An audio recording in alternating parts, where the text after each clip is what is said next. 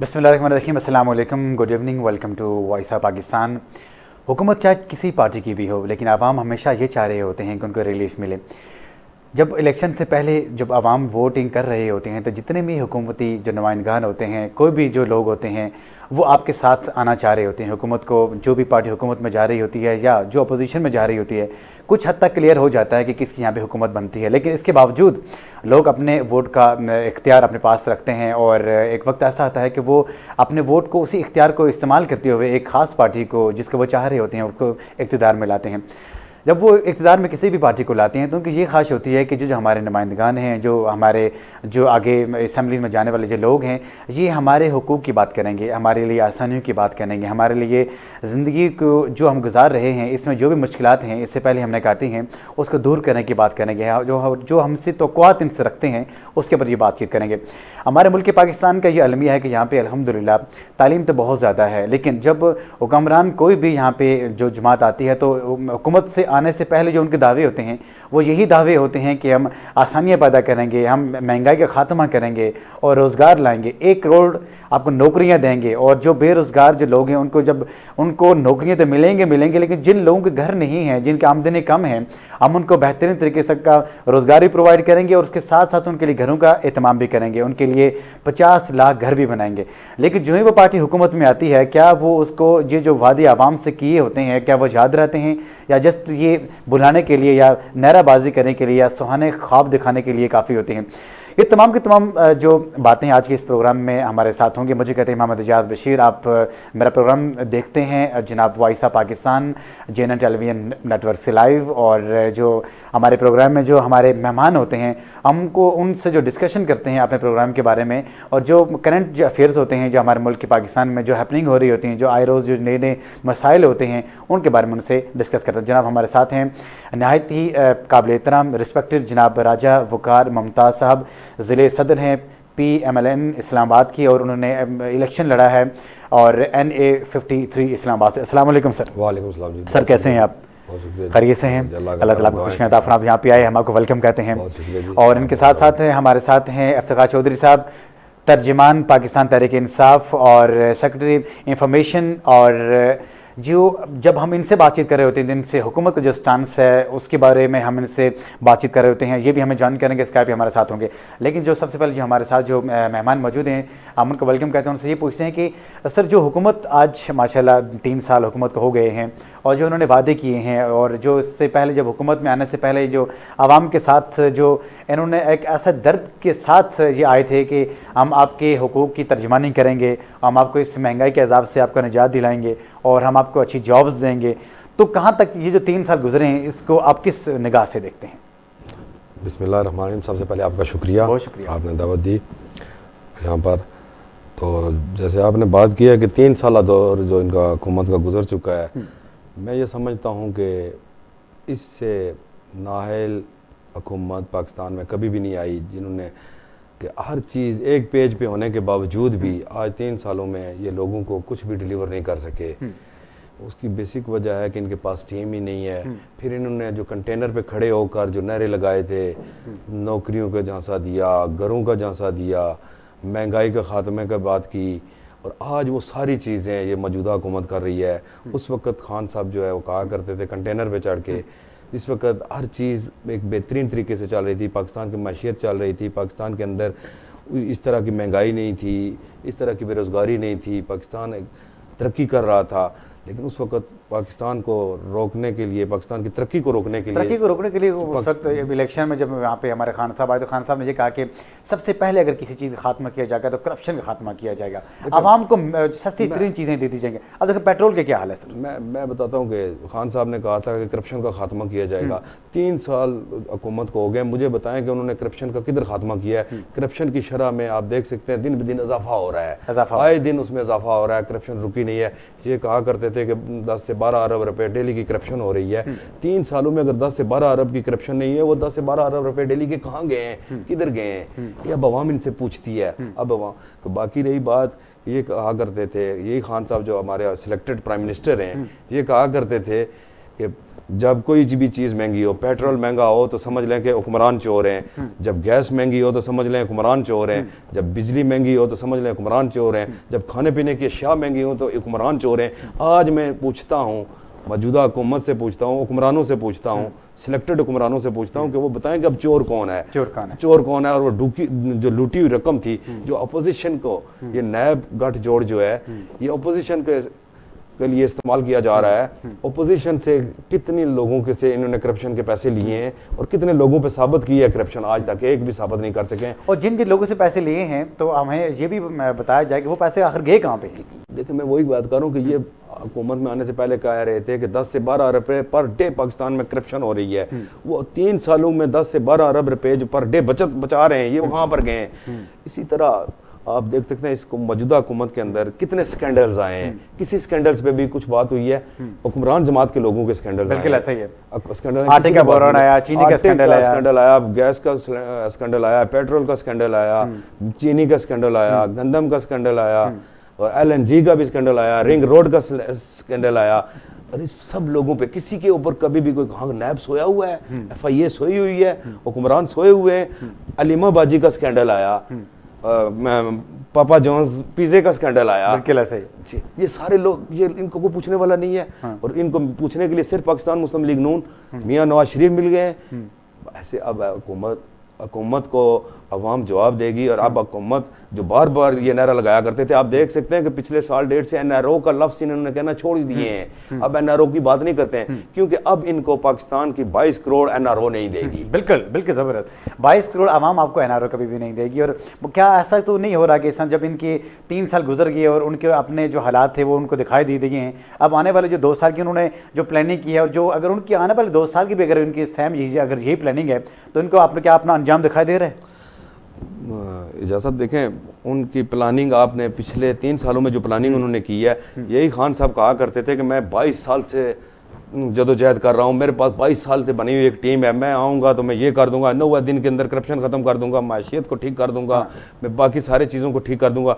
90 दिन तो दूर की बात है, 3 साल गुजर गए हैं। 3 सालों में भी उन्होंने कुछ नहीं किया। इन्होंने ये तो कहा करते थे मेरे पास अरस्तू हैं, अरस्तू की तरह वो काम करेंगे, जो हमारे इस्लामाबाद से MNA और अभी वज़ीर इसके असद उमर साहब, उनके बारे में ये कहा करते थे कि मेरे पास बहुत बड़ी टीम है। खजाने के हाल देखें, आप देखें ब्यूरोक्रेसी का हाल देखें, आप इनके वज़रा का हाल देखें कि हर रोज़ एक नए वज़ीर को बनाया होता है। फिर सबसे बड़ी जो इनके हर चीज़ पे ये यू टर्न लेते हैं।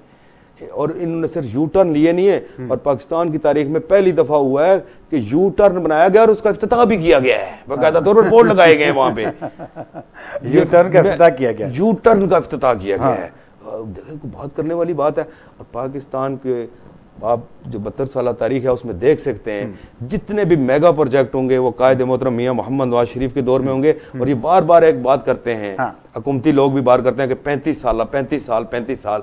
मैं चैलेंज करता हूं यहाँ पर कि 35 साल नहीं, 3 टेन्योर में 9 साल जो है मियां नवाज शरीफ ने हुकूमत किया। और वो भी कैसे की है, जैसे आप तमाम को मीडिया को भी पता है कि किस तरह की है। और उनकी हर दफ़ा जो है उनकी टांगें खींची गई हैं, उनको हुकूमत पूरे तरीके से फ्री हैंड देकर नहीं करने दी गई। उसके बावजूद भी आप देख सकते हैं कि पाकिस्तान के अंदर जितने भी मेगा प्रोजेक्ट हैं वो पाकिस्तान मुस्लिम लीग नून के दौर में लगे हैं। आपने बात की घरों की बात की, ये घर देने की बजाय इन्होंने लोगों के घर गिराना शुरू किए हुए हैं इस्लामाबाद के अंदर, और हर जगह पे तजावजात के नाम पे ऑपरेशन कर रहे हैं। जहां पर इनके लोग बैठे हुए हैं, जहां पे PTI के अहदेदार बैठे हुए हैं, वहां पे कोई ऑपरेशन नहीं होता, वहां पे कोई तजावजात नहीं है। लेकिन जहां पे आम लोग बैठे हुए हैं, गरीब लोग बैठे हुए हैं, फिर दूसरी बात है कि तजावजात किसने करवाई है। मैं कहता हूं अगर नून लीग के दौर में हुई है तो हमसे पूछा जाए कि ये आपने तजावजात गवर्नमेंट की जगह पे क्यों करवाई है, अदारों से पूछा जाए। देखिए, हर चीज को रोकने के लिए अदारे मौजूद हैं। और यहाँ पर इस्लामाबाद के अंदर अदारे मिल के लोगों से कब्जे करवाते हैं और बाद में खुद ही गिराने भी आ जाते हैं। खुद गिराने भी आ जाते हैं। अब एक और चीज देखें कि अलमिया ये अदारों को इस्तेमाल किया जाए, ठीक तरीके से इस्तेमाल किया जाए। अब देखें, एक गरीब आदमी है, उसने अपना एक घर बनवाया है, 5 मरले में बनाया, 10 मरले में, उसने अपनी जमी पूंजी खर्च कर दी है।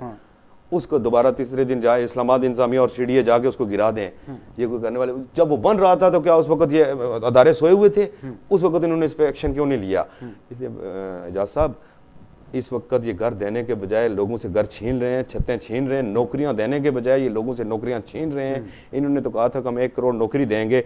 आप देख सकते हैं पाकिस्तान का सबसे पढ़ा लिखा तबका जो उसातिज़ा हैं वो रोडों के ऊपर हैं, डॉक्टर्स रोडों के ऊपर हैं, मीडिया रोडों के ऊपर है, और हर चीज़ जो है किस वजह से, एक वजह सिर्फ यह है कि इनकी नाअहली और इनकी नालायकी की वजह से आज पाकिस्तान की अवाम गुर्बत की चक्की में पिस रही है, महंगाई की चक्की में पिस रही है। और पाकिस्तान के अंदर इन 3 सालों में जितने कर्जा पाकिस्तान ने 72 साल में नहीं लिया, उतने 3 सालों में इन्होंने ये कर्जा ले लिया है। और उस कर्जे से कोई एक मेगा प्रोजेक्ट बता दें कि इन्होंने किया है, बिल्कुल एक मेगा प्रोजेक्ट भी कर दिया है तो मैं जुर्माना देने के लिए तैयार हूँ। और एक और चीज़ आपने ये देखा होगा, जब से आपको पता है कि कोविड-19 पूरी दुनिया का ये इशू है, पूरी दुनिया में इसने अपने कदम जमाए हैं। और मैं ये समझता हूँ कि पाकिस्तान पे अल्लाह ताला का फजल करम रहा है कि जितने बाकी जो कंट्रीज़ हैं, जो हमारा नाइबर कंट्री है, उसमें भी इतना नुकसान नहीं हुआ। और अल्हम्दुलिल्लाह कि पाकिस्तान बिल्कुल उस लिहाज से सेव रहा एज़ कम्पेयर टू अदर जो अक्रॉस द वर्ल्ड कंट्रीज़ हैं। लेकिन जब हम यहाँ पे बातचीत करते हैं कि दुनिया के तमाम ममालिक में एजुकेशन इंस्टीट्यूशन वो स्टिल टाइम वहाँ पे खुले हुए हैं, लेकिन पाकिस्तान में अगर ये खुद ये कह रहे हैं कि हमने इसके ऊपर काबू पा लिया, लेकिन इसके बावजूद हमारे एजुकेशन का क्या बेड़ा गर्क किया जा रहा है भाई। एक दिन मतलब 10 स्कूल खोले जाते हैं, फिर नोटिफिकेशन आ जाता है, क्या कहेंगे इसके बारे में? जी देखें, एक तो बात यह है कि आपने जो कोविड की बात की है, सबसे पहले तो कोविड के अंदर भी, कोरोना के अंदर भी इन्होंने अरबों रुपए की करप्शन की है। ठीक है, जो कि अरबों रुपए के फंड्स आए वो कहाँ पर गए हैं, उनको इस्तेमाल नहीं किया गया ठीक तरीके से, जिसकी वजह से आज हमारे तालीमी इदारे भी बंद हैं, हमारी यूनिवर्सिटीज़ भी बंद हैं, हमारे हॉस्पिटल्स की OPDs भी बंद हैं। आज देखें ना कि आज आपके और मेरे बच्चे स्कूल नहीं जा रहे हैं, पिछले समझ ले 2 साल से, पिछले 2 साल से बेसिक वजह क्या है। और आज कल मैंने देखा है कि फर्स्ट ईयर के भी और सेकंड ईयर के भी और मैट्रिक के भी लोगों को पास कर दिया गया है, कामयाब कर दिया गया है। तो देखें, इस तरह तालीम के निज़ाम का बेड़ा गर्क कर दिया है इन्होंने। और आपको पता है कि इनका सबसे बड़ा नारा यही था कि पाकिस्तान में एजुकेशन को फ्री किया जाएगा। आज तक मुझे बताएं कि इन्होंने क्या किया है एजुकेशन के लिए। और अब ये तीसरा बजट उन्होंने दिया, हर बजट में एजुकेशन के बजट में इन्होंने कट लगाया है, उसको कम किया है। इसलिए एजाज साहब, अब ये हुकूमत मुकम्मल तौर पर नाकाम हो चुकी है। और इस हुकूमत को अब पाकिस्तानी अवाम जो है वो, मैंने पहले भी कहा है कि NRO नहीं देगी और इस हुकूमत को अब जाना पड़ेगा। जब आप ये देखते हैं कि सारा कि जब कोविड-19 की बात हम लोग कर रहे होते हैं, तो पाकिस्तान में तो ये कहा जाता है कि आपके पाकिस्तान में कोरोना की वो वाली रेशो है ही नहीं, वो वाली कोरोना की जो केसेस की वो रेशो नहीं है जो इससे पहले थी। और फिर ये भी यहाँ पे तासुर दिया जाता है कि बहुत अच्छा यहाँ पे उन्होंने इसका मैनेज किया और इस सिस्टमेटिक वे के तहत इन्होंने कोरोना को यहाँ पे कंट्रोल किया। लेकिन इसके बावजूद जब भी यहाँ पे कोई एहतजाज होते हैं, जब यहाँ PDM अपने पावर शो कर रही होती है, तो एकदम कोरोना आ जाता है, क्या कहेंगे इसके बारे में? देखिए, मैं ये नहीं कहता कि कोरोना नहीं है, ठीक है कोरोना भी है। लेकिन जैसे आपने बात की कि अभी मीडिया एहतजाज कर रहा है, वकला एहतजाज कर रहे हैं, तो अभी कोरोना आ गया है, स्कूल भी बंद हो गए हैं, यूनिवर्सिटीज़ भी बंद हो गई हैं, आपके शादी हाल भी बंद हो गए हैं, मार्केट्स भी बंद हो गई। और हफ्ता और इतवार वाले दिन 2 दिन के लिए क्या कोरोना इनसे पूछ के आता है? ये 2 दिन के लिए लॉकडाउन होता है। क्यों यार? अभी जो हमारे ताजर भाई हैं उनके साथ इतनी बड़ी नाइंसाफ़ी हो रही है कि हफ्ते में 2 दिन ये लॉकडाउन कर देते हैं, जुम्मे वाले दिन वैसे तकरीबन छुट्टी होती है, ताजर बंद होते हैं। ऊपर से गुर्बत ने, महंगाई ने, बिजली ने, गैस ने, पेट्रोल ने, हर चीज़ को महंगा करके ताजरों के ऊपर भी और आम आवाम नास के ऊपर भी ये बम्प गिरा रहे हैं। और ताजरों को मैं ये कहना चाहता हूँ कि हुकूमत को सोचना चाहिए और ताजरों को रिलीफ देना चाहिए, ताकि ये ताजर ही की वजह से हमारा मुल्क चल रहा है, हमारी माशियत चल रही है। अगर ये ताजर नहीं होंगे और ताजरों का इतना नुकसान कर रही है ये मौजूदा हुकूमत, ख़ास तौर पे ये लॉकडाउन लगा के। मैं नहीं कहता कि कोरोना के लिए लॉकडाउन, लेकिन सिर्फ 2 दिन के लिए क्या सिर्फ कोरोना आता है? बाकी दिन नहीं आ सकता। 2 दिन बंद कर दें जी, ये भी करने वाली बात है। और साथ उनकी दुकानें भी सील करते हैं, मजिस्ट्रेट साहब जाते हैं, वो दुकानें भी सील करते हैं, जुर्माने भी करते हैं। एक ऊपर से पहले ही कारोबार नहीं है, ऊपर से वो बेचारे जुर्माने भी दें, अपनी दुकानों के सील भी करवाएं, 10-10 दिन के बाद वो कोर्टों के भी चक्कर लगाएं, वहाँ से फिर जाके वो अपने NOC लें, ज़मानतें करवाएं और फिर आएँ। इस तरह की बात चीज़ें नहीं होनी चाहिए। इनके पास टीम नहीं है, इनके पास इंतज़ामिया को ये सही तरीके से इस्तेमाल नहीं कर रहे हैं। अगर करना ही है, देखें अभी इतवार बाजार लगता है, वहाँ पे कोरोना नहीं आता। मंगल बाजार लगता है, वहाँ पे मैं नहीं कहता कि वो नहीं लगने चाहिए, वहाँ से लोगों को सहूलतें मिल रही हैं, वहाँ पे लोगों को सहूलतें मिल रही हैं। PDM जब स्टार्ट करती है एहतजाजी तारीख तो कोरोना आ जाता है। यार आप जब जलसे जुलूस करते हैं वहां पे कोरोना नहीं आता, क्योंकि आपका दोस्त है कोरोना। ओपोजिशन का सिर्फ मुखालिफ है, ओपोजिशन को कोरोना आएगा, ऐसी बात नहीं है। बाकी रही बात इजाज़ साहब, मौजूदा हालात में अगर इस मुल्क को कोई संभाल सकता है तो मियां मोहम्मद नवाज शरीफ और पाकिस्तान मुस्लिम लीग नून की क़यादत ही संभाल सकती है, और वही इन बुरानों से इसको निकाल सकती है, वही इसको बुरानों से निकाल सकते हैं। आपने ये भी देखा होगा, हमने भी देखा, आपने भी देखा कि पूरी दुनिया में कोरोना है। मतलब हमारे बच्चे स्कूल जा रहे हैं और सब बच्चे स्कूल जा रहे थे, लेकिन बार बार बच्चों को रोकना और उनकी तालीम डिस्टर्ब करना, ये हम क्या जैसे दे रहे हैं? हम यही जैसे दे रहे हैं कि हमने अगर इस आवाम को अगर रिलीफ नहीं देनी है, अगर हमने महंगाई तूफ़ानों के यहाँ पे ला के रख दिया है कि जो गरीब आदमी जो एक वक्त ही रोटी के लिए तरसता था, अब आप ये देखें कि वो बिजली के और साथ गैस के जो बिल्स आते हैं, क्या वो पे करे या अपना पेट पाले? क्योंकि एक गरीब आदमी है, वो दिहाड़ीदार है और वो सुबह से लेकर शाम तक बेचारा काम करता रहता है। क्या वो जो ग्रॉसरी थी वो अपने बच्चों के लिए खरीद रहे, अपने घर वाले के लिए खरीद रहे, उसकी इनकम कितनी होती है? आप ये देखें कि जो इस मुल्क की पाकिस्तान का जो अलमिया ये है कि अगर महंगाई होती है तो अमीर दिन ब दिन अमीर होता जाएगा और जो गरीब है वो दिन ब दिन गरीब होता जाएगा। आखिर इससे पहले जितनी भी हुकूमतें आई हैं तो वो भी यहाँ पे इसके साथ साथ उनके दौर में भी ठीक है, हम माना कि कोरोना नहीं था, लेकिन एटलीस्ट मुश्किलात उनको भी थी, लेकिन वो आवाम के बारे में दर्द दिल रखते थे और वो साथ सोचते भी थे। अब मैं ये नहीं कह रहा कि ऐसा कि आज की इस हुकूमत को आवाम का होश नहीं है या आवाम का दर्द नहीं है, दर्द होगा, लेकिन आवाम आपसे सिर्फ इतना सवाल करती है कि भाई हमें ये नहीं चाहिए कि आप हमारे लिए कारें, कोठियाँ, महलात वगैरह सस्ते कर दें, हमें जस्ट ये चंद जो चीज़ें हैं, आटा, दाल, चावल, चीनी, ये चीज़ अगर आप यहाँ पर उनके लिए सस्ती करेंगे तो मैं ये समझता हूँ कि आवाम आपसे खुश हो जाएगी। लेकिन हुकूमत को बार बार कहने के बावजूद जब आप ये चीज़ें अगर आपकी अगर फॉर एग्जाम्पल में से चंद चीज़ें अगर आप सस्ती कर भी देते हैं, उसके साथ साथ अगर यहाँ पे जो पेट्रोलियम मसनूआत हैं उनकी कीमतों में अगर आप यहाँ पे इजाफा करते हैं तो ये तमाम की तमाम चीज़ों को फिर से पर लग जाते हैं।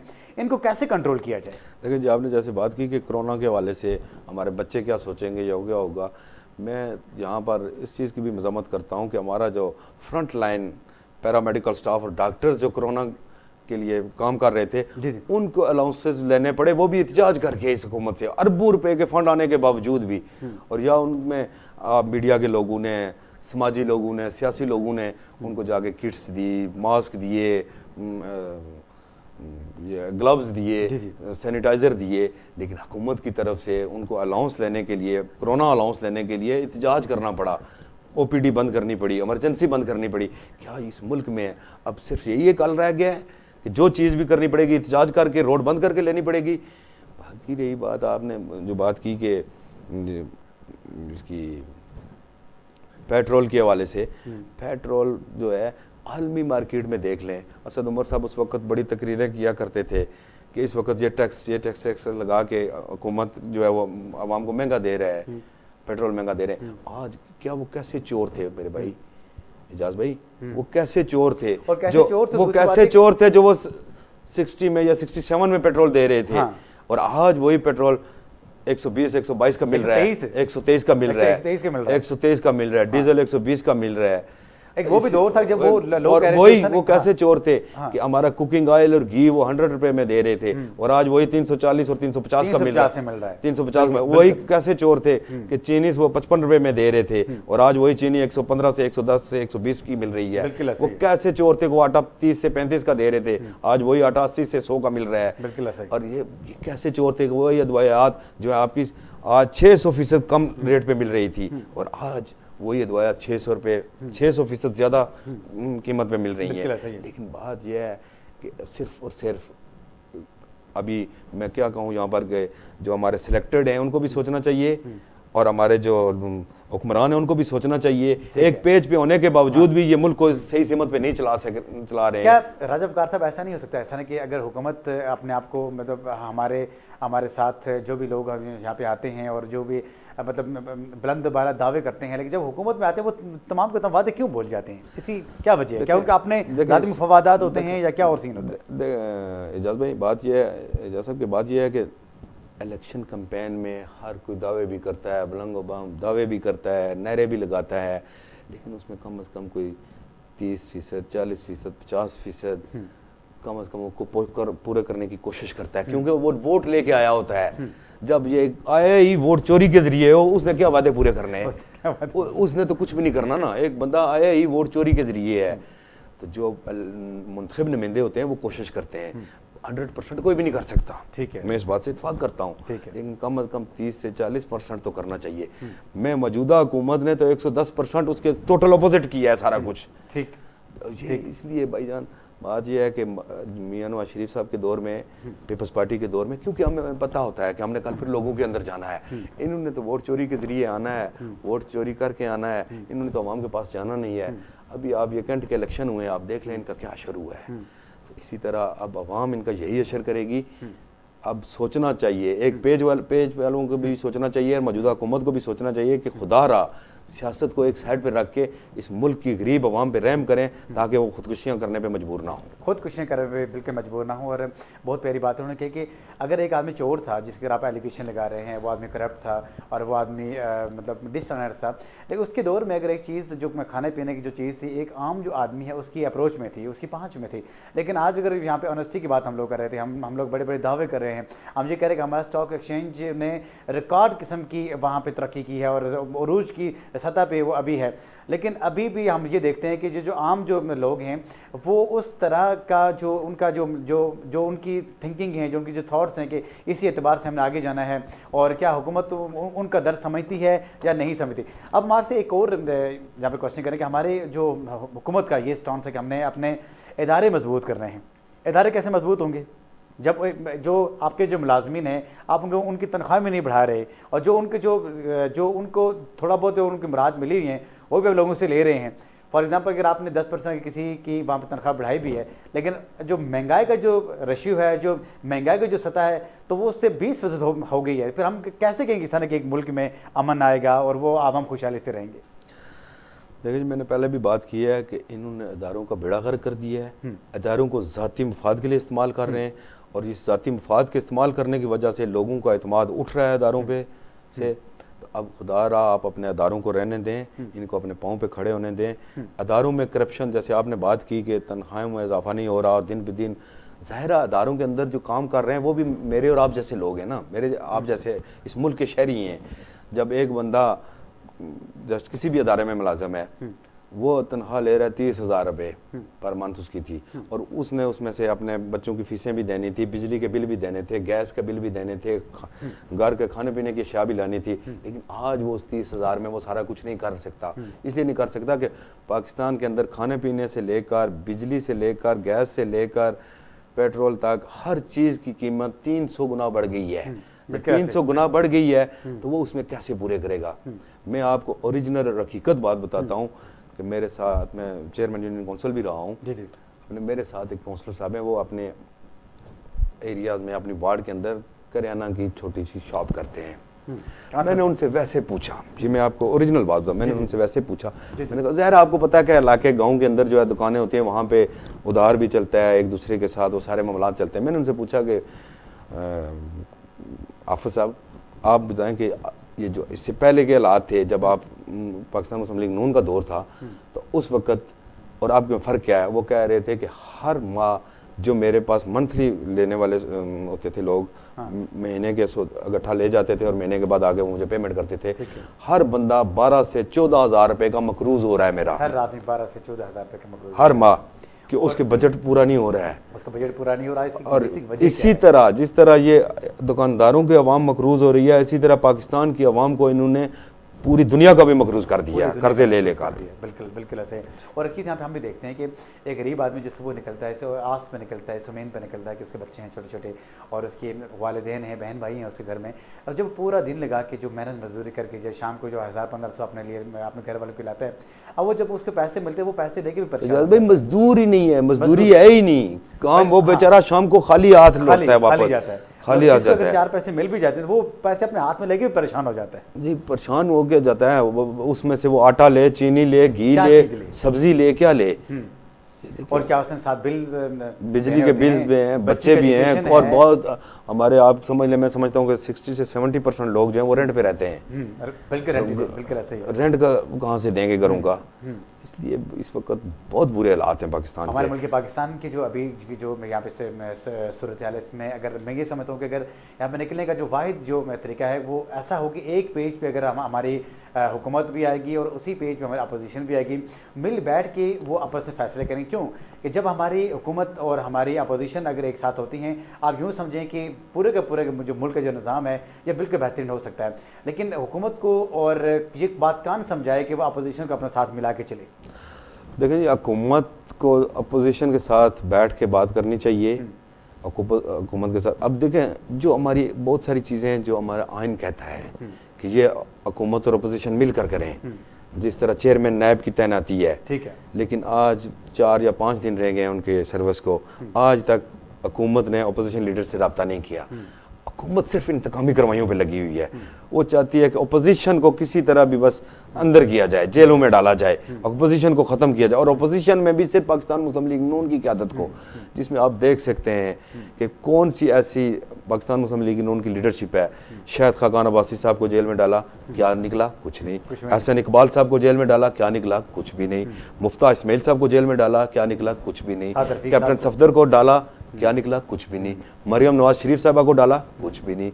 शहबाज शरीफ सदर हैं पाकिस्तान मुस्लिम लीग नून के, उनको डाला, कुछ भी नहीं। हमजा शहबाज को 3 साल जेलों में रखा, कुछ भी नहीं। इसी तरह साद रफीक को डाला, कुछ भी नहीं। ख्वाजा आसिफ को, कुछ भी नहीं। इसी ख्वाजा सलमान रफीक को, कुछ भी नहीं। इन्होंने सिर्फ और सिर्फ पाकिस्तान मुस्लिम लीग नून की लीडरशिप, पाकिस्तान मुस्लिम लीग नून की लीडरशिप, मैं समझता हूँ कि इमरान खान साहब के सर पे सवार हुए हैं मियां मोहम्मद नवाज शरीफ। अगर मियां नवाज शरीफ साहब को फ्री हैंड दिया गया तो ये पीटीआई, मैं समझता हूँ पीटीआई के अंदर जो लोग हैं या खान साहब हैं, ये नज़र भी नहीं आएंगे अवाम के अंदर, क्योंकि इनकी इनमें इतनी अभी सकत ही नहीं रही, इनकी इतनी अभी जुर्रत ही नहीं है कि अवाम के अंदर जाके ये बात कर सके। आप सोशल मीडिया पे देखते हैं क्या हाल हो रहा है इस वक्त हुकूमत का। इसी तरह बाकी आपके मीडिया के लोगों को भी इन्होंने रोकने की कोशिश की हुई है, उसके खिलाफ भी ये बिल लाए। मैं उसकी भी भरपूर अल्फाज में मजम्मत करता हूँ कि इस तरह नहीं होना चाहिए। मीडिया की ज़बान नहीं बंद नहीं करनी चाहिए, और मीडिया की ज़बान की अगर बंद करेंगे तो आप पाकिस्तान मुस्लिम लीग नून नहीं बल्कि पूरे पाकिस्तान की अपोजिशन मीडिया के साथ है। हम सारे उस एहतजाजी धरने में भी गए हैं, शहबाज साहब भी आए हैं, हमारी सारी क़यादत आई है, PDM की क़यादत आई है, पीपल्स पार्टी की क़यादत आई है।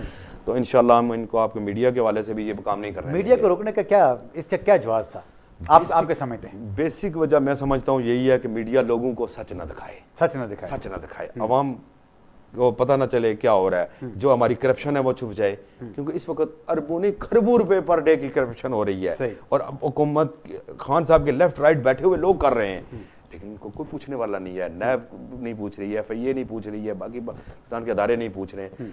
और जब अरबों रुपए की करप्शन होगी, और वो करप्शन भी करने वाले कौन लोग होंगे? जो प्राइम मिनिस्टर के लेफ्ट राइट बैठे होंगे अपने तो उसके बाद आप क्या कर सकते हैं? महंगाई होगी ना।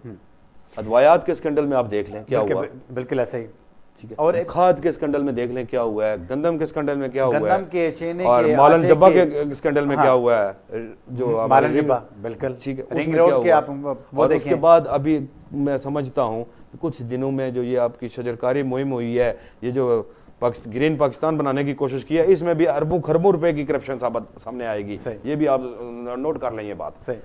एक चीज़ मैं आपसे यहाँ पे ये भी पूछूंगा कि मुल्क पाकिस्तान में जो अभी डिफरेंट, और इन्होंने किया बड़ी टेक्निकल तरीके से है ये जी ये जो शजरकारी मुहिम है या ग्रीन पाकिस्तान के जरिए जो clean and green Pakistan, clean and green Pakistan का किया, बड़ी इन्होंने समझदारी के साथ है। ये करप्शन का एक बहुत बड़ा सोर्स बनाया है इन्होंने कि कौन पौधे गिनेगा, कैसे गिनेगा, करप्शन की मशीन लगाई है इन्होंने, ये करप्शन की मशीन लगाई हुई है इन्होंने। तो भाईजान इस वक्त अल्लाह खैर करे, अल्लाह रहम करे, हमारी पाकिस्तानी कौम के ऊपर रहम करे, ताकि पाकिस्तानी कौम जो है वो अपने बच्चों के लिए, अपने घर वालों के लिए, अपने अजीज़ कारब के लिए जो है वो अपने कुछ सहूलतें पैदा कर सके। लेकिन मौजूदा हुकूमत से कोई उम्मीद नहीं है, मौजूदा हुकूमत से कोई उम्मीद नहीं। और नवाज शरीफ साहब के बारे में जब हम लोग बातचीत करते हैं तो वो लंदन में है, तो क्या राजा साहब आप हमें ये बताएं कि कोई ऐसा सिनेरियो है, कोई ऐसा तरीक़ाकार है कि वहाँ से मियाँ साहब यहाँ पे आए पाकिस्तान में और पाकिस्तान की बागडोर संभालें? देखें जी, पाकिस्तान मुस्लिम लीग नून की सारी क़यादत पाकिस्तान के अंदर मौजूद है, और मियाँ मोहम्मद नवाज शरीफ इंग्लैंड से बैठ के पूरी पार्टी को, पूरी जमात को और पाकिस्तान के अवाम की नुमाइंदगी कर रहे हैं और उसको हेड कर रहे हैं। आप देख सकते हैं कि जो भी मामलात होते हैं, बहुत सारी जगहों पे ये चीज़ें सामने आई हैं कि शीन से मीम से शीन, लेकिन वो ये पिछले 4 सालों से निकालने की कोशिश कर रहे हैं। इस तरह की कोई बात नहीं है, ये बिल्कुल जहन से निकाल दें। पाकिस्तान मुस्लिम लीग नून के कायद मियाँ मोहम्मद नवाज शरीफ हैं और सदर मियाँ मोहम्मद शहबाज शरीफ हैं, और सीनियर नायब सदर शाहिद खाकान अब्बासी साहब हैं, ठीक। इसी तरह नायब सदर हैं मरियम नवाज शरीफ साहबा, और पाकिस्तान मुस्लिम लीग नून की क़यादत एक पेज पे है और एक बयानिए पे है, वोट को इज्जत दो, खिदमत को वोट दो। खिदमत को वोट दो। और नवाज शरीफ साहब के बारे में कोई आपके तौर देखें इंशाल्लाह मियां नवाज शरीफ देखें ये आप लाएंगे, देखें जब डॉक्टर्स उनको एडवाइस करेंगे और उनका इलाज मुकम्मल हो जाएगा तो वो ज़रूर पाकिस्तान आएंगे। ये किसी के जहन में हो कि मियां मोहम्मद नवाज शरीफ डरने वाला है या झुकने वाला है या पाकिस्तान नहीं आने वाला, ये उनकी भूल होगी। आप देख सकते हैं कि उस वक़्त जब कायद मोहतरम मियां मोहम्मद नवाज शरीफ साहबा की अहलिया जो है बीमार थी, कुलसूम नवाज साहिबा वो बीमार थी, उनको छोड़कर अपनी बेटी का हाथ पकड़कर अपने दामाद को साथ लेकर पाकिस्तान आए, और उन्हें ये पता था कि मैं यहाँ से सीधा जेल में जाऊंगा, पटियाला जेल जाऊंगा। उसके बावजूद भी वो नहीं रुके, नहीं रुके और वो आए। और सिर्फ इस दफ़ा नहीं आए, आपको शायद याद हो कि मुशर्रफ दौर में भी 2002 में भी मियां मोहम्मद नवाज शरीफ साहब पाकिस्तान आए, लेकिन उन्होंने दोबारा डिपोर्ट किए थे, भी आए थे, दोनों एक साथ आए थे, डिपोर्ट किए। जितनी कुर्बानियां कायदे मोहतरम मियां मोहम्मद नवाज शरीफ और शरीफ खानदान ने दी हैं, मुशर्रफ दौर में उनके वालिद साहब फौत हुए, उनको नहीं आने दिया गया। अभी उनकी वालदा इंग्लैंड में फौत हुई, उनको नहीं आने दिया गया। उनकी वाइफ फौत हुई, उनकी अहलिया फौत हुई, उनको वो जेल में थे, उनके साथ क्या किया गया। ये सारी कुर्बानियां जो हैं इस कौम के लिए, इस मुल्क के लिए मियां मोहम्मद नवाज शरीफ, अब भी वो जो अभी जिला वतनी वो बर्दाश्त कर रहे हैं, वो भी इस कौम के लिए, इस मुल्क के लिए कर रहे हैं। राय साहब, ये बताएं कि पीडीएम का जो आपके साथ अभी पाकिस्तान पीपल पार्टी नहीं है, और क्या उसके बगैर जो जब आपने ये जो यहाँ पे पावर शो किए हैं, तो क्या कोई ऐसे चांसेस बनते हैं कि वो फुल फ्लेज आपके साथ होंगे? देखें जी, आप देख सकते हैं कि कराची में जो पीडीएम ने शो किया है, कितना बड़ा शो हुआ है, बगैर पीपल्स पार्टी के भी हुआ है ना। मैं ये समझता हूँ कि पीपल्स पार्टी ने अपना नुकसान किया है पीडीएम से निकल कर, क्योंकि पीपल्स पार्टी को एक इतना बड़ा ग्राउंड सजा हुआ मिलता था जहाँ पर बिलावल साहब भी आते थे और उनकी बाकी लीडरशिप भी आगे तकरीरें किया करती थी, लेकिन अब उनको इस तरह का शो नहीं मिलेंगे। अब उनको सोचना चाहिए, इस मुल्क के लिए भी सोचना चाहिए, इस मुल्क की आवाम के लिए भी सोचना चाहिए कि हम पीडीएम के अंदर, अपोजिशन के इत्तेहाद के अंदर रहें। तो बाकी यह है कि एक जमात के निकल जाने से पीडीएम ख़त्म नहीं होती। पीडीएम इंशाल्लाह कामयाब होगी, और पीडीएम के प्लेटफॉर्म से ही पाकिस्तान मुस्लिम लीग नून और पीडीएम के प्लेटफॉर्म से मिलकर इस हुकूमत का खात्मा किया जाएगा। इस हुकूमत का खात्मा किया जाएगा। देखें कि अगर सिंध की जब हम लोग वहाँ पे बात करते हैं कि वहाँ पे पीपल पार्टी की गवर्नमेंट है, लेकिन थर में स्टिल आ टाइम, मतलब मैं ये कहूँगा कि दहाइयों से वहाँ पे पीपल पार्टी बरसर इक़्तिदार है और स्टिल आज भी वहाँ पे उन्हीं की हुकूमत है। लेकिन वो सुबह क्यों नहीं तरक्की कर रहा, वो आगे क्यों नहीं जा रहा? वहाँ पे स्टिल आ टाइम भूख है, वहाँ पे स्टिल आ टाइम लोग प्यास से मर रहे हैं, और वहाँ पे बेरोज़गारी और बदअमनी का भी दौर ये है कि आज वहाँ पे अगर आप वहाँ पे खुद अगर आपका वहाँ पे जाना हो, थर की जब हम वहाँ पे स्पेशल बातचीत करते हैं तो थर के लोगों में और दिगर जो वहाँ पे सिंध के लोगों में ज़मीन आसमान का फ़र्क आपको दिखाई देगा। वो लोग वहाँ पे बात करते हैं कि भुट्टो ज़िंदा है, हर घर से भुट्टो निकलेगा, लेकिन इसके बावजूद वो लोग पानी के कतरे के तरस रहे हैं। क्या कहेंगे? देखिए जी, इस तरह की बातें बिल्कुल नहीं होनी चाहिए। एक जमहूरी हुकूमत है, मैं समझता हूँ कि पीपल्स पार्टी को वहाँ पे काम करना चाहिए, और पीपल्स पार्टी ने कुछ काम किए भी हैं। और मरकज़ इस वक्त ये पिछले 3 साल से, अभी देखें गवर्नर वहाँ पे पीटीआई के बैठे हुए हैं, वहाँ पे बहुत सारे अवामी नुमाइंदे हैं जो पीटीआई के हैं, मरकज़ में पीटीआई की हुकूमत है। ठीक है, सूबाई हुकूमत जो है पीपल्स पार्टी की है, लेकिन मैं समझता हूँ कि इन 3 सालों में, इससे पहले ठीक कह रहे हैं आप, उन्होंने बहुत सारे काम करने चाहिए थे। थर में उन्होंने बहुत सारे काम किए भी हैं, पानी के हवाले से भी किए हैं, जो अदवायात हैं उनके बारे से भी हवाले से भी किए हैं, खुराक के हवाले से भी किए हैं। तो और ये ना करना, ये भी जुल्म है आवाम के साथ, वहाँ के लोगों के साथ। मैं समझता हूँ अगर पीपल्स पार्टी नहीं कर रही है तो पीपल्स पार्टी को करना चाहिए, और पीपल्स पार्टी ये अपने लोगों के साथ, अपनी आवाम के साथ और सिंध के रहने वालों के साथ और थर के लोगों के साथ ज्यादती कर रही है। उसको ऐसा नहीं करना चाहिए, और अगर वो नहीं कर रही है तो मरकजी हुकूमत जो है पीटीआई, इसको भी तो करना चाहिए, इनको भी सोचना चाहिए। कराची के अंदर आपने बदअमनी की बात की, मियां मोहम्मद नवाज शरीफ के दौर में तमाम पूरा मन हो गया था, कराची पूरा मन हो गया था, और आज वही हालात फिर हो गए हैं। डकैतियाँ भी हो रही हैं, चोरियाँ भी हो रही हैं, वारदातें भी हो रही हैं, कत्ल वारत भी हो रही है। तो मरकज़ की हुकूमत को सोचना चाहिए। उस वक्त भी पीपल्स पार्टी की हुकूमत थी, मरकज़ में मियां मोहम्मद नवाज शरीफ की हुकूमत थी, लेकिन उन्होंने काम किया था वहाँ पर बैठ के, उन्होंने अपने लोगों से काम लिया था। और ये भी अपने लोगों से काम ले सकते हैं ना, वहाँ पर इनके लोग बैठे हुए हैं, लेकिन लेते क्यों नहीं है? बस मेन वजह जी, मैंने पहले कहा है ना, इनकी नाहली है, इनकी नलायकी है, जिसकी पार्टी की भी वहाँ पे नाहली है जी थर में, पानी की। हाँ, पानी की वजह। नहीं, पानी की नहीं, मैं सब कहता हूँ कि पानी देना, अगर जो सिंध हुकूमत है वो नहीं दे रही, तो जो मौजूदा हुकूमत है, जो मरकज़ में बैठे हुए हैं, इनको करना चाहिए उस पर काम। और अगर यहाँ से वो पंजाब सिंध हुकूमत को पैसे देते हैं और वहाँ पे फंड देते हैं, तो फिर इनको पूछना चाहिए ये फंड कहाँ लगाए हैं आप लोगों ने, पे लगाए हैं। बहुत प्यारी बात आपने ठीक की है, कि वो फंड अगर कहाँ लगाए हैं, कहाँ लगे पे हैं। हाँ। अगर वो कहते हैं ना कि सूबे खुद मुख्तार हो गए, सूबे खुद मुख्तार हो गए, तो वो करते हैं ना, फंड तो मरकज़ देता है और अपना फंड वो जनरेट करते हैं, उससे भी उन्हें करने चाहिए। सिंध की जो लेकिन मरकज़ तो ये कहना है कि हम उनको फंड देते हैं, लेकिन वो अपने फंड के दुबई ले जाते हैं। नहीं, दुबई ले जाते हैं, तो उनसे पूछा जाए, हुकूमत खुद करे या उनको खुद एहसास होना चाहिए? उनको भी एहसास होना चाहिए और हुकूमत को भी करना चाहिए ना। कि अगर देखें एजाज साहब, मैं आपको 1000 रुपया देता हूँ और मैं कहता हूँ कि ये 1000 रुपया आपने फलां बंदे को देना है या फलां गरीब की इससे आपने मदद करनी है, तो मुझे उसके चेक एंड बैलेंस रखना मेरी जिम्मेदारी है ना, कि आपने वहां तक पहुंचाया है कि नहीं पहुंचाया। ठीक है, ये इनका काम है चेक एंड बैलेंस रखना, जो मरकज में बैठे हुए हैं। सही। और एक और चीज़ आपसे पूछूंगा कि ये हमारे पाकिस्तान मुस्लिम लीग नून के सीनियर रहनुमा जनाब चौधरी निसार साहब के बारे में, वो अभी तक मीन्स के किसी मतलब बेशुमार पार्टीज़ हैं, उन्होंने उनको ऑफ़र भी किया आप हमारे साथ मिलें, लेकिन वो अभी तक किसी भी पार्टी के साथ नहीं गए हैं। तो क्या जो आने वाले इलेक्शन है, तो क्या मुस्लिम लीग नून ये कोशिश करेगी कि उनको अपने साथ इंगेज करे? और शहबाज शरीफ साहब उनके बारे में जब भी हमने बात की है, उन्होंने बड़ा नरम गोशा रखा है, क्या कहेंगे उनके बारे में? देखिए जी, एक तो बात यह है कि मुझे इसके बारे में ज़्यादा तफसीली का पता नहीं है, जी जी, लेकिन मैं अपने ज़ाती हैसियत से मैं एक बात करता हूँ कि चौधरी निसार साहब एक बहुत बड़ा नाम है और पाकिस्तान मुस्लिम लीग नून में 35 साल उन्होंने लगाए हैं, लेकिन हर जमात में कुछ ना कुछ हो जाती है, लेकिन मैं समझता हूँ कि वो किसी और जमात में नहीं जाएंगे।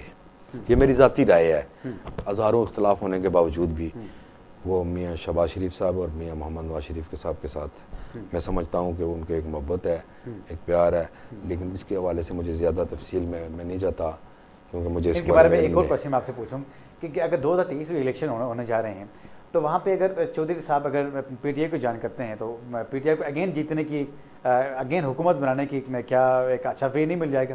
क्या कहेंगे? देखिए, मेरा नहीं ख्याल कि वो पीटीआई में जाएंगे, मुश्किल बात है।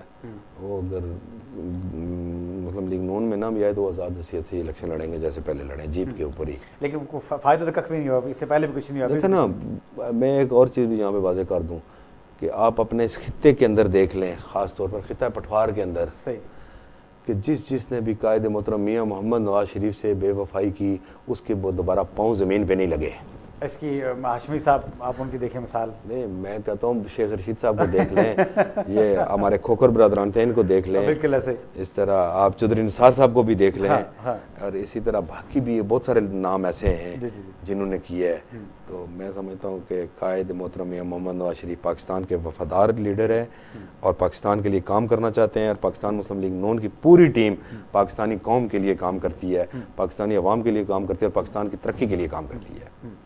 जब आप आज की दौर में हम ये देखते हैं कि 2021 और 2023 के बारे में, ज़ाहिर सी बात है, हर जो भी हमारे मुल्क की पाकिस्तान की पॉलिटिकल पार्टीज़, उन्होंने अपना अपना मंशूर तैयार किया होगा और अपना वे उन्होंने बनाया होगा कि, और स्पेशली पाकिस्तान तहरीक इंसाफ की जब हम लोग बात करते हैं, उन्होंने इस तरह का अपने आप को डिज़ाइन किया होगा, एक मंशूर में ये चीज़ शामिल की होगी कि 3 साल लगी हमें पाकिस्तान को बनाने में, और जो आने वाला जो अभी जो 2 साल रह गए हैं, तो उसको हमने हिकमत अमली पहले बनाई थी, उसको इम्प्लीमेंट करने में लगे। अब आप हमें 2023 में क्या उन्होंने फिर से ये कहना कि एक दफ़ा मज़ीद हमें चांस दिया जाए, अब जो हमने इतने रिफॉर्म्स किए हैं, हम पाकिस्तान को खुशहाल बना के आपके सामने रखेंगे? कौन से रिफॉर्म्स किए मुझे ज़रा बताते देना, एक बता दें मुझे जो उन्होंने किया है। फॉर एग्ज़ाम्पल, उन्होंने ये कहा इस तरह कि हमने ये कहा कि जो हाउसिंग सोसाइटी के बारे में उन्होंने बात की कि गरीब लोगों को घर दे दिए जाएंगे, कुछ हद तक उन्होंने घर दिए भी हैं, और साथ और आवाम को खुशहाल। बात सुने, एक बंदे के पास बच्चों की फीस देने के लिए पैसे नहीं है, बच्चों को खाना देने के लिए पैसे नहीं है, वो हाउसिंग सोसाइटी को क्या करेगा बेचारा, वो घर को क्या करेगा बेचारा? जबरदस्त। ठीक है, जब एक बंदे के पास अपने घर का जो खाने पीने की शाह लेने के लिए पैसे नहीं है, उसकी तनख्वाह में से उसको अपने बिजली का बिल नहीं दे सकता, उसकी बिजली कट जाती है, वो गैस नहीं दे सकता, उसका गैस का मीटर उतर जाता है, तो वो आपने घर को क्या करेगी? तो इसमें कौन से रिफॉर्म्स? फिर दूसरी बात, रिफॉर्म्स कैसे रिफॉर्म्स किए हैं? मैं फिर वही बात करूंगा कि जब पाकिस्तान मुस्लिम लीग नून की 2018 में हुकूमत थी, तो उस वक्त सरिया था आपका तकरीबन 60,000 रुपये टन, अब भी है 1,60,000 रुपये टन। तो कैसे हाउसिंग सोसाइटी बनेगी, कैसे घर बनेंगे? किसके पास इतने पैसे हैं? सीमेंट उस वक्त था कोई 300, 350 या 400, अभी वही सीमेंट है 600 रुपये। ये वो चीज़ें जो घर तमीर करने में इस्तेमाल होंगी, मजदूरी पहले की है ही नहीं, अगर है तो वो लोगों के पास मजदूरी देने के लिए पैसे ही नहीं है, किधर से आएंगे? इमरान खान साहब कह रहे हैं कि मजदूर पिस रहा है पाकिस्तान का। लेकिन खान साहब बार बार जब उनसे पूछो कि महंगाई क्यों हो रही है, मैं आपको समझाता हूँ भाई, हमें समझाए ना, वो तो यही बात कहते हैं, घबराना नहीं है बस। घबराना नहीं है। करे कि वो कह रहे हैं कि आवाम खुशहाल होते जा रहे हैं, आवाम घबराए ना तो क्या करे बेचारी? महंगाई आपसे कंट्रोल नहीं हो रही, क्या उनकी मतलब इसकी क्या वजह है कि अभी तक ही हमारे पीटीआई 3 साल भी हो गए, ये खान साहब ने खुद भी एक स्टेटमेंट में कहा कि मुझे बाकी तो चीज़ें अपनी जगह पे रही, लेकिन मुझे महंगाई की समझ नहीं आ रही कि मीन्स की जी हमारी महंगाई मुझसे क्यों नहीं कंट्रोल हो रही। ये आप हमें बताएं कि अब आप पीटीआई वालों को ये बताएं कि महंगाई कंट्रोल करने का क्या तरीका है? देखिए, महंगाई कंट्रोल कैसे हो सकती है भाईजान? मुझे बताएं कि आप जब अरबों रुपए की करप्शन करेंगे डेली पे कोई बुनियाद पे, जब आप गंदम जब सस्ती थी तो उस वक्त हुकूमत को चाहिए था खरीदनी, जब उसका सीजन था उस वक्त उन्होंने खरीदी नहीं। अभी महंगी गंदम खरीदेंगे तो ज़ाहिर है मिलों वाले भी महंगी लेंगे और आटा भी महंगा मिलेगा। जब आटा महंगा मिलेगा तो आवाम पे बोझ पड़ेगा। पेट्रोल अगर आपको आलमी मार्केट में नीचे भी आता है, कोरोना में नीचे भी आया, लेकिन उन्होंने कितने नीचे किया? नहीं किया। और अब ये सोच लें, अपने दिमाग के अंदर रखे पूरी पाकिस्तानी कौम, कि अगर उस वक्त 2018 में 67 रुपीज़ का जो मिल रहा था पेट्रोल, अब दोबारा 67 में कोई भी हुकूमत आए या ये अगले 2 सालों में ये कर दें, नामुमकिन सी बात है। इसी तरह ऑयल जो है, कुकिंग ऑयल है, वो आप देख लें, इसी तरह डीजल देख रहे हैं, इसी तरह गैस देख रहे हैं, बिजली की यूनिट्स देख लें आप। जब 8 रुपए की यूनिट थी तो वो चोर थे, अभी 28 रुपए की यूनिट है, अभी ईमानदार बैठे हुए हैं। भाईजान, इस मौजूदा हुकूमत को चाहिए कि ये मेन जो चीज़ें, मेन आइटम्स हैं, देखिए आपकी खाने पीने की अशिया तब सस्ती होंगी जब आप बिजली सस्ती करेंगे, जब आप पेट्रोल सस्ता करेंगे, जब आप डीजल सस्ता करेंगे। देखें, जब एक मशीनरी जो भी चलती है वो इन चीज़ों के ऊपर चल रही है, जब वो आप खाद सस्ती करेंगे, जिम्मेदार को जब ये चीज़ें सस्ती मिलेंगी तो वो मार्केट्स में भी सस्ती चीज़ें देंगे। जब सस्ती आएंगी तो आवाम तक भी उसके असरात जाएंगे। लेकिन यहाँ पर हर चीज़ को, इन चीज़ों को आप ऊपर लेके जा रहे हैं और कह रहे हैं कि दाल सब्जियां, गैस, दाल सब्जियां और वो फलां चीज़ें नीचे आएंगी, ये नामुमकिन सी चीज़ है। क्योंकि ज़िम्मेदार जो है वो ही अपने ज़मीनों से सामान लेके हमारी मंडियों तक पहुंचाता है, और मंडियों तक पहुंचाने की जो रसाई है वो बहुत महंगी हो गई है। जब डीजल महंगा होगा तो किराया महंगा होगा, गाड़ियों के किराए महंगे होंगे। और ये सारी चीजें आप पेट्रोल और डीजल और बिजली और गैस को जब तक सस्ता नहीं करेंगे तब तक आपकी, और खाद को, कि अगर आप ये चाहते हैं कि हुकूमत पाकिस्तान अगर रिसेंटली अगर उसको समझ नहीं आ रही कि महंगाई को कैसे कंट्रोल किया जाए, अगर आप अपने पेट्रोलियम मसनूआत के ऊपर अगर आप कंट्रोल करेंगे, इसकी प्राइसेस को बैलेंस करेंगे, हर 2 दिन के बाद आपकी प्राइस यहाँ पे चेंज हो रही होती है, तो फिर उसके बाद उसके ऊपर चेक एंड बैलेंस भी रखें, और साथ चेक एंड बैलेंस भी रखें कि वो जो महंगाई क्यों हो रही है और वो पैसा किस मद में जा रहा है, और फिर ये कौन लोग हैं, फिर ये कौन लोग हैं जो इन चीज़ों को महंगा करके ज़ाती मुफाद हासिल कर रहे हैं, ज़ाती मुफाद हासिल कर रहे हैं। जब तक ये अगर चीज़ें कंट्रोल नहीं होंगी तो फिर मुल्क पाकिस्तान का जो एक गरीब आदमी है वो मज़ीद गरीब तर होता जाएगा। हम आपसे ये अगेन पूछेंगे राजा साहब कि आप हमें ये बताएं, अभी जो लोकल गवर्नमेंट की जो यहाँ पे इलेक्शन हुए हैं, क्या इससे कोई बेहतरी आएगी निचली सतह तक? देखें जी, हुकूमत चाहे अगर इन लोगों को इख्तियार दे तो बहुत बेहतरी आ सकती है। इनको फंड्स दिए जाएँ, इनको इख्तियार दिए जाएं। देखिए, अब आपके एक वार्ड में एक काउंसलर आ गया है आपके पास, वो चेक एंड बैलेंस के लिए इसको आप लगा दें बाज़ारों के अंदर, मार्केट्स के अंदर। अब इन्होंने, मुझे ये भी खबर मिली है, शायद मैं भी गलत हूँ, मैं इसको दावे से नहीं कह सकता, कि करोड़ों रुपए टाइगर फोर्स को जो है वो तनख्वाहें दी गई हैं, टाइगर फोर्स को। किस चीज़ की? मैंने तो अपने एरिया में कोई टाइगर फोर्स नहीं देखा। टाइगर फोर्स आपने देखी कहीं? नहीं, मैंने तो कम से कम इस्लामाबाद के अंदर तो मैंने नहीं देखी। कहाँ थी वो? और मार्केट्स के अंदर आपने तो कभी देखी ही नहीं है। ठीक है, वो बहुत सारी कमेटियाँ बनी हुई हैं जी, और इन्होंने बहुत सारे कोऑर्डिनेटर्स बनाए हुए हैं जी, ये फलां कोऑर्डिनेटर, ये फलां कोऑर्डिनेटर, ये फलां कोऑर्डिनेटर, लेकिन कोई काम ग्राउंड पे कोई काम नहीं कर रहे। अपने साथ ओहदा लगा के बस वो एंजॉय कर रहे हैं सारे। अब इंजॉय करने से मुल्क नहीं चलेगा, मेहनत करने से मुल्क चलेगा, और इसके लिए प्रैक्टिकली मेहनत करनी पड़ेगी। और इसमें यह नहीं कि सिर्फ हुकूमत मेहनत करे, और मैं अब अपोजिशन में हूँ, अपोजिशन भी जब तक मेहनत नहीं करेगी, अब अपोजिशन भी, अब लोगों का कोई इस चीज़ से तल्लक नहीं है कि मियाँ मोहम्मद नवाज शरीफ साहब चोर हैं, इमरान खान साहब चोर हैं, पीटीआई चोर है, पीपल्स पार्टी चोर है। लोगों को अपने बच्चों की फिक्र पड़ी हुई है, बच्चों की फिक्र पड़ी हुई है, उनको अपने बच्चों की फिक्र पड़ी हुई है, उन्होंने अपने खानों की पीने की शाह की फिक्र पड़ी है, उनको अपने फाकों की फिक्र पड़ी हुई है, उन्होंने को अपने घरों की छतों की फिक्र पड़ी हुई है, उन्होंने अपने बिजली के मीटर्स की फिक्र पड़ी हुई है, उनको अपने गैस के मीटर्स की फिक्र पड़ी हुई है, और उनके बच्चों की तालीम की फिक्र पड़ी हुई है, जो सबसे ज़रूरी है। अगर इन चीज़ों पे अपोजिशन भी, हुकूमत भी तवज्जो नहीं देगी तो अब पाकिस्तानी कौम जाग उठी है, अब मुश्किल हो जाएगा इस मुल्क को चलाना। और उसके बाद मैं एक बात यहाँ पर यह भी करना ज़रूरी समझता हूँ कि अगर पाकिस्तानी कौम जाग गई, और जिस तरह कायद मोहतरम मियां मोहम्मद नवाज शरीफ ने पाकिस्तानी कौम को एक अवेयरनेस दे दी है, और आज हर चौक चौराहे पे बैठे हुए लोग इस चीज़ पे बात कर रहे हैं कि वोट को इज्जत दो, खिदमत को वोट दो, तो इंशाल्लाह, अगर मैं तो आपने कहा 2023 में इलेक्शन नहीं, इंशाल्लाह 2022 के एंड तक इलेक्शन हो जाएंगे, 2022 के एंड तक इलेक्शन हो जाएंगे, और उस इलेक्शन में पाकिस्तान मुस्लिम लीग नून पूरे पाकिस्तान से क्लीन स्वीप करेगी, जिस तरह कैंट में जिस तरह क्लीन स्वीप किया है। Thank you very much. हमारे साथी राजा वकार साहब, सीनियर रहनुमा पाकिस्तान मुस्लिम लीग नून, और उन्होंने बहुत ज़बरदस्त अंदाज से आज अपने मौक़िफ़ को आपके सामने पेश किया। बोल के पाकिस्तान में जो सिटिंग गवर्नमेंट है, बाकी चीज़ें हम उसके ऊपर अगर बातचीत करें वो तो एक लंबी डिबेट हो रही है, लेकिन आज जिन जिन टॉपिक्स पे जिन पॉइंट्स के ऊपर हमने डिस्कस की, वो था कि महंगाई का जो असल जो रोनर होता है, वो महंगाई का जो जिन वो क्यों नहीं काबू होता अभी भी 3 साल गुजरने के बावजूद, और क्या कुछ ऐसा आखिर कौन सी ऐसी कुव्वतें आएंगी, कौन से ऐसे रिफॉर्म्स आएंगे जिसकी वजह से उस महंगाई के जिन को कंट्रोल किया जाए। हुकूमती जो नुमाइंदगान है जब हमसे यही सवाल करते हैं तो वो यही कहते हैं कि महंगाई तो है ही नहीं, लेकिन जब वो उनको हम ये बताते हैं कि भाई फला चीज़ें आप ये देखें, अगर महंगाई नहीं है तो आवाम फजूल की तो नहीं यहाँ पे चीख रही।